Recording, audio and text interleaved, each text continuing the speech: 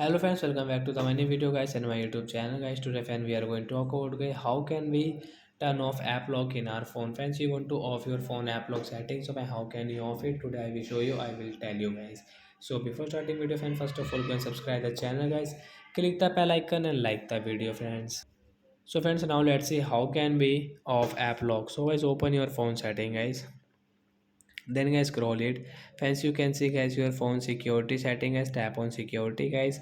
Friends, again scroll it. Friends, you can see your app lock setting guys, tap here. Friends, open your app lock, means draw your password and enter your password.